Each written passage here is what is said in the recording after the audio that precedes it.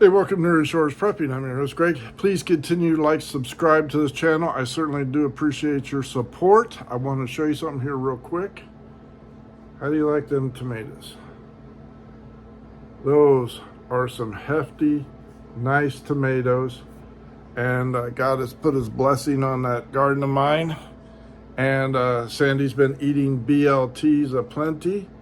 And what she can't consume in a timely fashion, we have been sharing with our neighbors and my co-workers at the hospital, and they are grateful as well, and so am I. That includes cucumbers, cherry tomatoes, and even peaches on the second-year tree. The majestic tree has just been absolutely filled top to bottom, and I have been going out and eating a peach on the way to work or coming home from work as planned.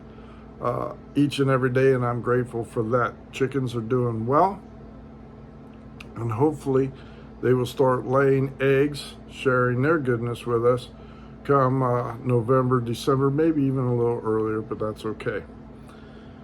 Sandy and I ventured out yesterday thinking that we would restock our freezer with either beef or pork on the hoof, supporting the young farmers locally. And we thought, well, we still have some pork, fresh pork.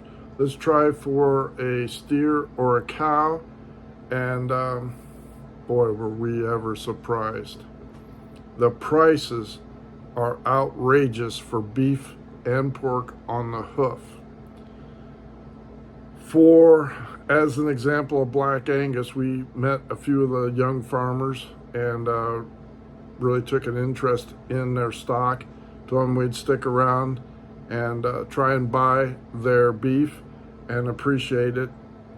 One of them was a Black Angus, and I was expecting to pay somewhere around $2.75, maybe $3.25 on the hoof for Angus, and that went by before I could even get my card up to bid.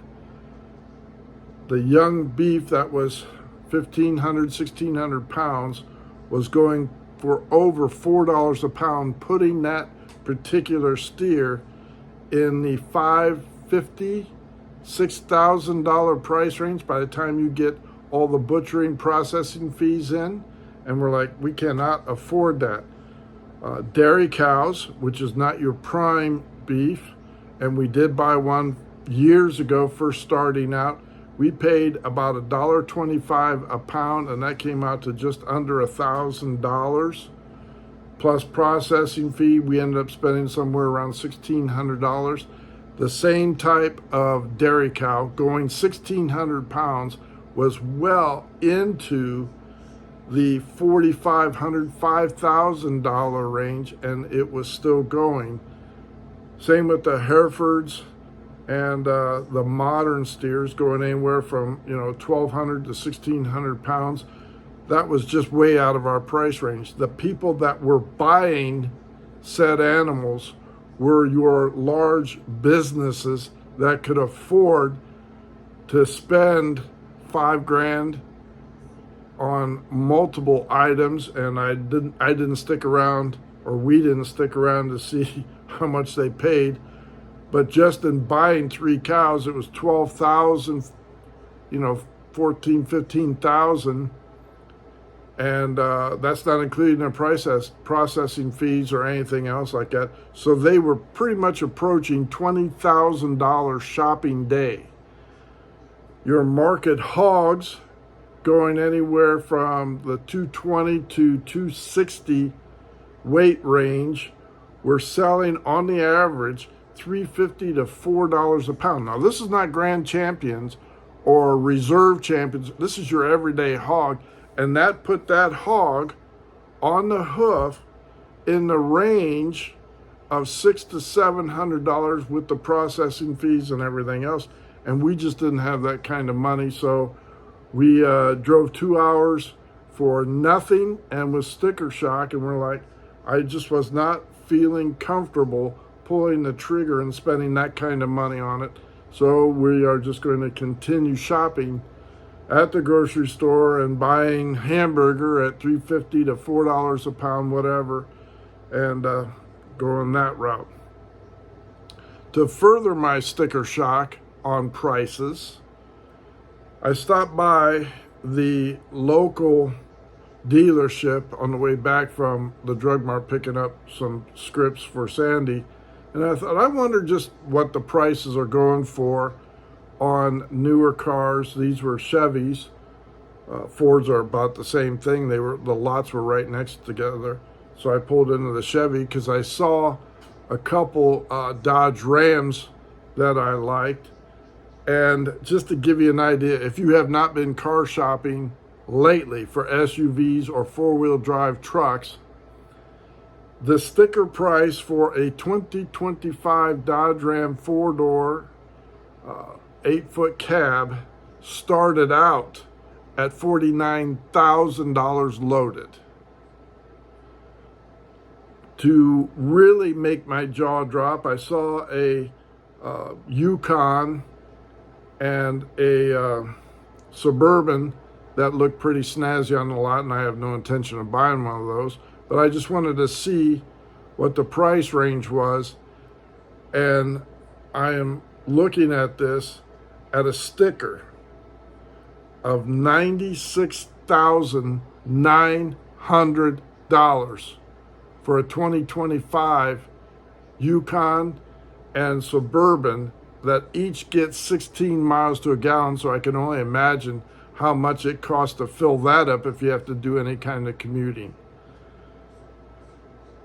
There was a lot of other smaller SUVs that I was interested in looking at, but again, price tags starting at $30,000 and going up to $41,000, and I just cannot afford that, and I don't know how many people can, and I suppose that's why all their lots are full. I'm glad President Trump has been elected. I am eternally grateful because I can only imagine how bad it would be should Biden made it back in, or Kamala Kathleen Harris, or anything else along those lines. But boy, the devastation to your wallet has been enormous. That's why you need to learn to grow vegetables, raise chickens, stock up, can on as much as you can possibly, and learn to be self-reliant on as much as possible. I turned my backyard into half a food forest. My neighbor and I took a tray of fresh fruits and vegetables over to him. I included some peaches, which were really good. I took plenty of food over to him because his son-in-law and daughter were here from Massachusetts visiting. So I wanted to drop off some extra food to him. And he came over later on, thanked me for the food, and wanted to know what type of peaches they were because they were really good, so I told him. And I opened up the back gate. We have a privacy fence. And I showed him, I said, come here, I'll show you how I'm raising all this food. And I showed him half my backyard. And he was amazed at how much production and food I am getting. And I said, right here as you walk in, not only do you see the chickens, but I have that fenced off. And where I have it fenced off, I have cantaloupes. I have more cucumbers. On the other side, I have my fruit trees. Then you see the raised beds that are, dying off because it's that time of year. But I said, I still have sweet potatoes out there. I harvested red, white, and yellow potatoes. More cucumbers, more cherry tomatoes, and everything else. So we eating very well out of the garden and very much appreciative of God's blessing on that garden. Just wanted to update you on a little adventure we've been having. Been working pretty steady.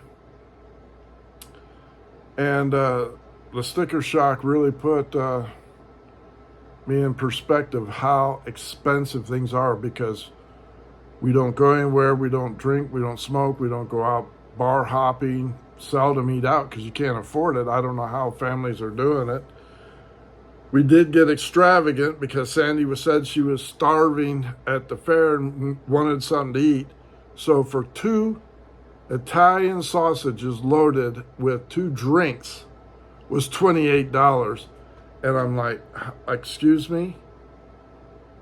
So I paid the robbers along the highway, and we sat down and ate that. And I told Sandy, I said, that's enough for that. That's going to be breakfast, lunch, dinner, and your birthday present for next year. So, you know, food prices, especially at fairs, see you coming. And boy, they knew how much money I had in my pocket, and they left me with just a couple dollars to get by with.